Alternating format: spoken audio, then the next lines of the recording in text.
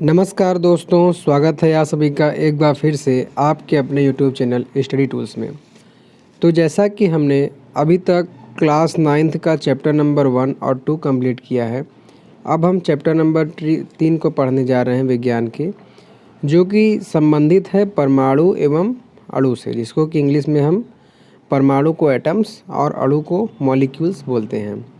तो इसके बारे में हम देखेंगे। तो इसके बारे में पहले हम कुछ इतिहास के बारे में इसके जान लेते हैं, फिर धातु क्या होता है, धातु क्या होता है, उसके बारे में बात करेंगे। तो देखिए होता क्या है कि प्राचीन भारतीय एवं ग्रीक दार्शनिक, मतलब कि भारत के और ग्रीक के जो दार्शनिक थे, उन्होंने द्रव्य, जैसा कि हमने द्रव्य की पदार्थ के बारे में पढ़ा हुआ है, कि अज्ञात एवं अदृश्य रूपों में सदैव चकित होते रहे हैं। ठीक है, मतलब कि जो हमने द्रव्य के बारे में पढ़ा उसके रूपों से ये हमेशा आश्चर्यचकित होते रहे हैं कि पदार्थ की विभाज्यता के मत के बारे में भारत में बहुत पहले लगभग 500 ईसा पूर्व विचार व्यक्त किया गया था कि जो थे वो थे भारतीय दार्शनिक महर्षि कनाड, जिन्होंने बताया था कि यदि हम द्रव्य मतलब कि पदार्थ को विभाजित करते जाएं तो हमें छोटे छोटे कण प्राप्त होते जाएंगे तथा अंत में एक सीमा आएगी कि जब कण को पुनः विभाजित नहीं किया जा सकेगा। ठीक है, अर्थात वह सूक्ष्मतम कण अविभाज्य रहेगा। इस अविभाज्य सूक्ष्मतम कण को उन्होंने परमाणु कहा। ठीक है, मतलब उन्होंने कहा कि अगर हम किसी पदार्थ को तोड़ते जाएं तो एक समय ऐसा आएगा कि वो कण मतलब कि वो पदार्थ उससे छोटा नहीं टूटेगा, उसी को हम क्या कहेंगे, परमाणु कहेंगे। ठीक है, लेकिन उसी के साथ एक और दार्शनिक आए, एक अन्य दार्शनिक जिनका नाम था पकुधा कात्यायान। तो इन्होंने क्या कहा कि इस मत को विस्तृत रूप से समझाया तथा कहा कि ये कण सामान्यतः संयुक्त रूप में पाए जाते हैं, मतलब कि आपस में जुड़े हुए रहते हैं, जो हमें द्रव्यों के भिन्न भिन्न रूपों को प्रदान कराते हैं। ठीक है, भिन्न भिन्न रूप मतलब ठोस को प्रदान कराते हैं, द्रव को प्रदान कराते हैं और गैस को प्रदान कराते हैं। तो देखिए होता क्या है कि लगभग इसी समय ग्रीक दार्शनिक, मतलब अभी तक हम लोगों ने भारतीय दार्शनिक के बारे में देखा था, अब हम ग्रीक दार्शनिकों के बारे में देखेंगे, जिसमें कौन थे, ड्रेमोकिट्स एवं ल्यूसिप्स ने सुझाव दिया कि यदि हम द्रव्य को विभाजित करते जाएं तो एक ऐसी स्थिति आएगी जब प्राप्त कण को पुनः विभाजित नहीं किया जा सकेगा। मतलब इन्होंने जो बताया था वही चीज़, बस इनका थोड़ा सा भाषा अलग था। कहा कि उन्होंने इस अविभाज्य कणों को परमाणु अर्थात अविभाज्य, ठीक है, मतलब परमाणु का अर्थ क्या होता है, अविभाज्य कहा था। ये सभी सुझाव दार्शनिक विचारों पर आधारित थे। इन विचारों की वैधता सिद्ध करने के लिए 18वीं शताब्दी तक कोई अधिक प्रयोगात्मक कार्य नहीं हुए थे। मतलब कि इन्होंने केवल एक जो है, हम कह सकते हैं कि केवल इन्होंने एक थ्योरी बताया था कि हाँ अगर ऐसा हम करेंगे तो हमको ऐसा ऐसा चीज़ प्राप्त होगा। तो उसके बाद आगे देखते हैं कि 18वीं शताब्दी के अंत तक वैज्ञानिकों ने तत्वों एवं यौगिकों के बीच भेद को समझा तथा स्वाभाविक रूप से यह पता करने की इच्छुक हुए कि तत्व कैसे बने हुए हैं। ठीक है दोस्तों, तो उन्होंने ये पता चला आखिर ये तत्व बना कैसे हैं और ये संयोग क्यों करते हैं, इसके बारे में पता लगाना चाहा। तो और तब हुआ क्या कि 18वीं शताब्दी के बाद कि एक वैज्ञानिक आए जिनका नाम था आंतवा एल लवाइजियस, जिसको कि हम शॉर्ट में केवल लवाइजियस भी नाम सुनने को मिलता है। इन्होंने किया क्या कि इन्होंने रासायनिक संयोग के 2 महत्वपूर्ण नियमों को स्थापित किया, जिसमें रसायन विज्ञान को महत्वपूर्ण आधार प्रदान किया। मतलब इनका जो नियम था ये रसायन विज्ञान का परमाणु संबंधित पहला नियम था।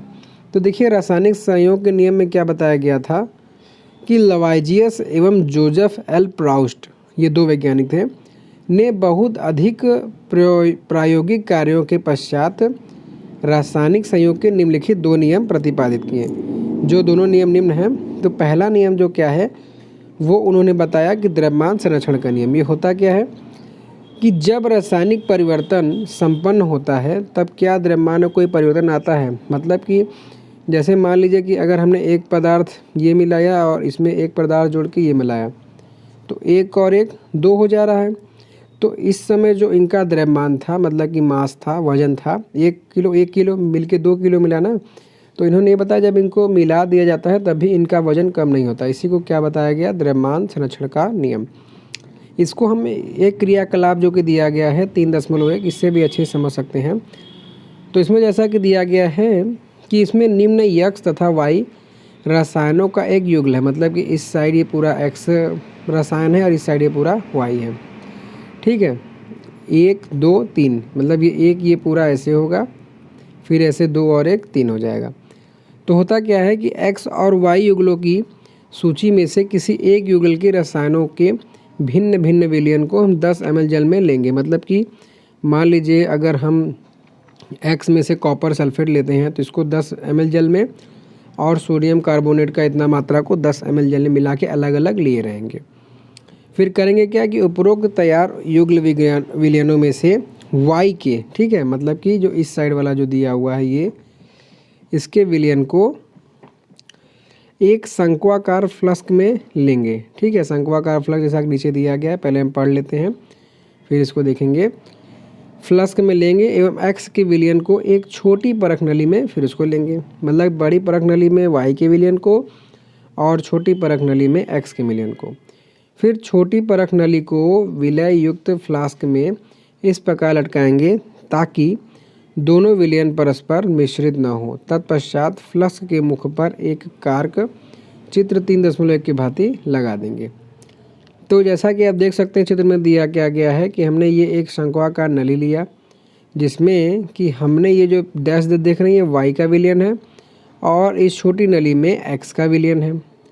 इन दोनों में देखिए x को इस प्रकार से रखा गया है कि x y में मिले न, केवल ऐसे खड़े रहे, और ऊपर इसके मुंह को बाहर कुछ न निकले इसके लिए बंद कर दिया गया है। तो देखिए होता क्या है कि अंतःवस्तु युक्त विलयन को सावधानी पूर्वक तौल लिया जाता है, मतलब कि अभी जब मिला नहीं है केवल साथ में लेके तौल लिया जाता है, और अब फ्लास्क को झुकाकर इस प्रकार घुमाया जाता है जिससे x और y के विलयन परस्पर मिश्रित हो जाए। मतलब कि जो हमने पहले अलग अलग रखा हुआ था अब उसको हम इस तरीके से उल्टा सीधा करेंगे कि वो दोनों एक दूसरे में मिल जाएं, और अब इस फ्लास्क को पुनः तौलेंगे। ठीक है, तो पुनः तौलने से देखिए हमारे किन किन से प्रश्नों का उत्तर मिलेगा कि शंक्वाकार फ्लास्क में अभिक्रिया क्या हुई, उसके बाद कोई रासायनिक अभिक्रिया हुई इसके बारे में पता लगेगा, और फ्लास्क के मुख पर कार्क क्यों लगाते हैं इसके बारे में पता लगेगा, और क्या फ्लास्क के द्रव्यमान एवं अंतर वस्तुओं के द्रव्यमान में कोई परिवर्तन हुआ।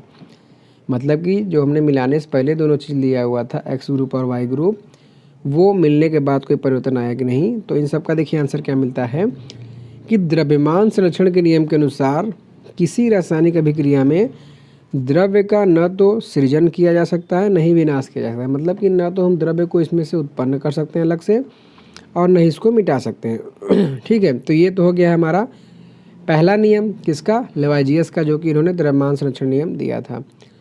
अब दूसरा नियम जो आता है लेवाइजियस ने दिया था वो था स्थिर अनुपात का नियम। तो इसमें लेवाइजियस जी ने क्या बताया कि लेवाइजियस एवं अन्य वैज्ञानिकों ने इस बात पर प्रकाश डाला कि कोई भी यौगिक 2 या 2 से अधिक तत्वों, ठीक है, मतलब कोई भी जो यौगिक रहेगा, हमने इसके पहले वाले चैप्टर में देखा हुआ था यौगिक 2 या 2 से अधिक तत्वों से मिलकर ही बना हुआ था। तो कोई भी 2 यौगिक 2 या 2 से अधिक तत्वों से निर्मित होता है। इस प्रकार प्राप्त यौगिक में इन तत्वों का अनुपात स्थिर होता है, चाहे इसे किसी भी स्थान से प्राप्त किया गया हो अथवा किसी ने भी इसे बनाया हो। ठीक है, मतलब कि जो अनुपात रहेगा वो 12 महीने 24 घंटे हर क्षण किसी भी ऋतु में एक समान ही रहेगा। इसके उदाहरण नीचे दिया गया है। जैसे यौगिक रूप में अगर हम जल को लेते हैं तो जल में हाइड्रोजन एवं ऑक्सीजन का जो द्रव्यमान का अनुपात रहता है वो सदैव एक संबंधी 8 रहता है। आप देखते हैं चाहे पानी जम जाए, चाहे वाष्प बन जाए, चाहे कुछ भी हो, उसका अनुपात में 1 हाइड्रोजन रहेगा और 8 ऑक्सीजन हमेशा रहता है। चाहे जल का स्रोत कोई भी हो, मतलब कहीं से भी जल प्राप्त किया जा रहा हो। ठीक है, तो इसी प्रकार यदि 9 ग्राम जल का अपघटन करें तो सदैव 1 ग्राम हाइड्रोजन तथा 8 ग्राम ऑक्सीजन प्राप्त होगा। ठीक है, मतलब कि अगर हम 9 ग्राम जल लेते हैं तो हमें हमेशा जो है उसमें 1 ग्राम हाइड्रोजन, जैसा कि आप देख सकते हैं कि 1 संबंधी 8 जोड़ेंगे तो 9 आ ही रहा है। तो इसी से आप समझ सकते हैं कि हमेशा हमें 1 ग्राम हाइड्रोजन और 8 ग्राम ऑक्सीजन प्राप्त होगा। उसी के साथ अगर हम अमोनिया को लेते हैं तो अमोनिया में नाइट्रोजन एवं हाइड्रोजन द्रव्यमानों के अनुपात सदैव 14 संबंधी 3 के अनुपात में विद्यमान रहेंगे, क्योंकि अमोनिया को जो परमाणु क्रमांक रहता है 14 रहता है और अमोनिया का 1 रहता है। इसके बारे में आगे कक्षाओं में पढ़ेंगे। तो इस प्रकार आप देख सकते हैं, चाहे अमोनिया किसी भी प्रकार से निर्मित हुई हो अथवा किसी भी स्रोत से ली गई हो, उसका अनुपात हमेशा 14 संबंधी 3 ही रहेगा। ठीक है दोस्तों, उपरोक्त उदाहरणों से स्थिर अनुपात के नियम की व्याख्या होती है, जिसे निश्चित अनुपात का नियम भी कहते हैं। तो प्राउस्ट ने इस नियम को इस प्रकार से व्यक्त किया था कि किसी भी यौगिक में तत्व सदैव एक निश्चित द्रव्यमान के अनुपात में विद्यमान होते हैं। तो अगर क्वेश्चन पूछा जाएगा कि प्राउस्ट ने द्रव्यमान संबंधित कौन से नियम दिए, तो आप इसको लिख सकते हैं। प्राउस्ट और कौन थे? लेवाइजियस ने। उसी के साथ इनके आधार पर एक वैज्ञानिक और थे, जॉन डाल्टन ने अपना परमाणु संबंधित सिद्धांत दिया था। तो उसको जानने से पहले हम जॉन डाल्टन के बारे में जान लेते हैं, जो कि परीक्षा की दृष्टि से ज़रूरी नहीं है, लेकिन जानना हमें चाहिए। तो देखिए, होता क्या है कि जॉन डाल्टन का जन्म सन 1766 ईस्वी में हुआ था। ये इंग्लैंड के एक गरीब जुलाहा परिवार में हुआ था। जुलाहा मतलब कि अंसारी। 12 वर्ष की आयु में उन्होंने एक शिक्षक के रूप में अपनी जीविका शुरू की। ठीक है, मतलब 12 साल की उम्र से इन्होंने पढ़ाना शुरू कर दिया और उसके बाद 7 साल तक एक स्कूल के प्रिंसिपल बन गए। ठीक है, 7 साल बाद, पढ़ाते पढ़ाते 7 साल बाद एक स्कूल के प्रिंसिपल बन गए। और सन 1793 ईस्वी में जॉन डाल्टन एक कॉलेज में गणित, भौतिक एवं रासायनिक शास्त्र पढ़ाने के लिए मैनचेस्टर चले गए। ठीक है, मैनचेस्टर एक शहर का नाम है। फिर उसके बाद वहाँ पर उन्होंने अपने जीवन का अधिकांश समय शिक्षण एवं शोध कार्य, मतलब कि एक रिसर्चर थे, में व्यतीत किया। सन 1808 ईस्वी में इन्होंने अपने परमाणु सिद्धांत को प्रस्तुत किया, जो द्रव्य के अध्ययन के लिए एक महत्वपूर्ण सिद्धांत साबित होता है। तो क्वेश्चन आपका पता है कि परमाणु सिद्धांत को किसने प्रस्तुत किया, तो वो आप लिखेंगे सर जॉन डाल्टन और सन 1808 ईस्वी में। अब इन्होंने क्या प्रस्तुत किया, हम इसके बारे में देखते हैं। तो देखिए, तो होता क्या है कि वैज्ञानिकों की पता तो लग गया भाई कि परमाणु क्या होता है, लेकिन उसके बाद उसकी अगली समस्या ये आई कि इन वैज्ञानिकों की इन नियमों की उचित व्याख्या करने की। तो अंग्रेजी रसायनज्ञ थे जो जॉन डाल्टन, जिसके बारे में अभी हमने देखा, जॉन डाल्टन ने द्रव्यों की प्रकृति के बारे में एक आधारभूत सिद्धांत प्रस्तुत किया। ठीक है, मतलब कि एक यूनिक सिद्धांत दिया। तो डाल्टन ने द्रव्यों की विभाज्यता का विचार प्रदान किया, जिसे उस समय तक दार्शनिकता माना जाता था, मतलब कि इसको भी एक फिलॉसफी माना जाता था। ग्रीक दार्शनिकों द्वारा द्रव्यों के सूक्ष्मतम अविभाज्य कण, जिसे परमाणु नाम दिया गया था, उसे डाल्टन ने भी परमाणु नाम दिया। मतलब कि जो इसके पहले जो ग्रीक वैज्ञानिकों ने नाम दिया था, डाल्टन ने भी उसी नाम का प्रयोग किया। और डाल्टन का यह सिद्धांत रासायनिक संयोग के नियम पर आधारित था, जो कि लेवाइजियस और कौन वैज्ञानिक थे, प्राउस्ट ने दिया था। तो डाल्टन के परमाणु सिद्धांत ने द्रव्यमान के संरक्षण के नियम एवं निश्चित अनुपात के नियम की युक्ति संगत व्याख्या की। ठीक है, मतलब कि जो दोनों नियम, पहला था कौन सा, द्रव्यमान संरक्षण का नियम, और दूसरा क्या था, निश्चित अनुपात का नियम। इन दोनों को भी डाल्टन का सिद्धांत फॉलो करता है। उसी के साथ डाल्टन के परमाणु सिद्धांत के अनुसार सभी द्रव्य, चाहे तत्व हों, चाहे यौगिक हो या मिश्रण हो, सूक्ष्म कणों से बने होते हैं, जिन्हें हम परमाणु के नाम से जानते हैं। तो डाल्टन के सिद्धांत की विवेचना निम्न प्रकार से की जा सकती है। आइए देखते हैं कि क्या इन्होंने विचार दिया था। तो पहला जो इन्होंने बताया अपनी दार्शनिकता में, कि सभी द्रव्य परमाणुओं से निर्मित होते हैं, जो कि रासायनिक अभिक्रिया में भाग लेते हैं। मतलब कि जो भी पदार्थ हैं ठोस, द्रव, गैस अवस्था में, वो सभी परमाणुओं से मिलकर बने हुए हैं और ये सभी रासायनिक अभिक्रिया में भाग लेते हैं। दूसरा, परमाणु अविभाज्य सूक्ष्मतम कण है, मतलब कि इसको और छोटा नहीं तोड़ा जा सकता, जो रासायनिक अभिक्रिया में न तो सृजित होता है और न ही उसका विनाश किया जाता है।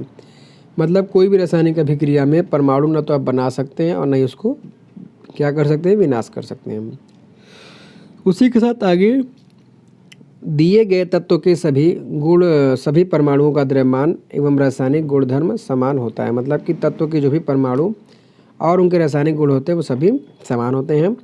भिन्न भिन्न तत्वों के परमाणुओं के द्रव्यमान एवं रासायनिक गुणधर्म भिन्न भिन्न होते हैं। मतलब कि कोई अगर एक ही तत्व ले रहे हैं तो उसका सभी गुण जाहिर सी बात है समान रहेगा, और अलग अलग ले रहे हैं तो उसके अलग अलग होंगे।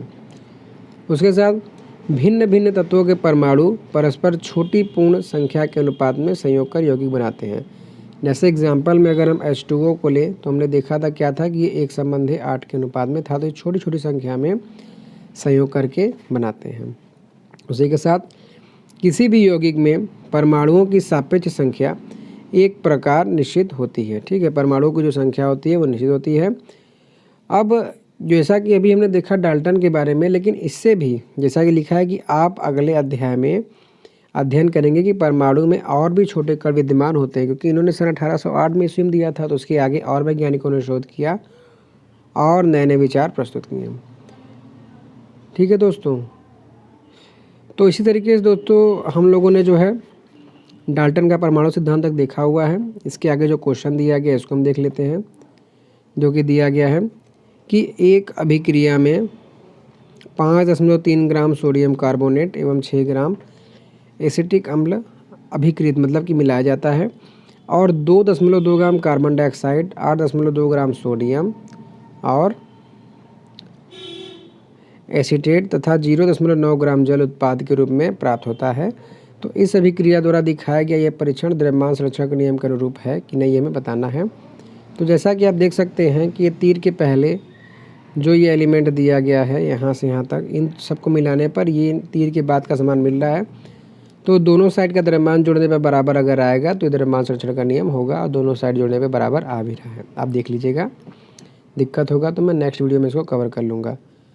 अगला क्वेश्चन जैसा कि दिया गया है कि हाइड्रोजन तथा ऑक्सीजन द्रव्यमान के अनुसार एक संबंधी 8 के अनुपात में संयोग करते हैं, जल निर्मित करते हैं। 3 ग्राम हाइड्रोजन गैस के साथ पूर्ण रूप से संयोग करने के लिए कितने ऑक्सीजन गैस के द्रव्यमान की आवश्यकता होगी। मतलब कि यहाँ पर जैसा कि हम देख सकते हैं कि यहाँ 1 ग्राम हाइड्रोजन लिया गया है, तो अगर 3 लेंगे तो दोनों साइड 3 से मल्टीप्लाई हो जाएगा, 1 में 3 से गुणा करेंगे तो 3 ही आएगा, और 8 में करेंगे तो 24। तो हम ऑक्सीजन कितना लेंगे, 24 ग्राम। ठीक है दोस्तों, उसी के साथ जैसा कि हमने डाल्टन के बारे में पढ़ा हुआ है, तो इन दोनों क्वेश्चन को अगर आप अच्छे से समझ गए हैं तो इसको कर सकते हैं। तो इसी के साथ दोस्तों आज का वीडियो लेक्चर यहीं कंप्लीट करते हैं। नेक्स्ट वीडियो लेक्चर में परमाणु क्या होता है इसके बारे में बात करेंगे। ठीक है दोस्तों, और अगर इसमें आपको वीडियो अच्छी लगी हो तो प्लीज़ वीडियो को लाइक कीजिएगा। कोई प्रॉब्लम हो तो आप कमेंट बॉक्स में प्लीज़ मेंशन कीजिएगा। नेक्स्ट वीडियो में उसकी प्रॉब्लम को सॉल्व करने की पूरी कोशिश की जाएगी। और इसी के साथ आज का वीडियो लेक्चर ही समाप्त किया जाता है। So thanks for watching. Thank you.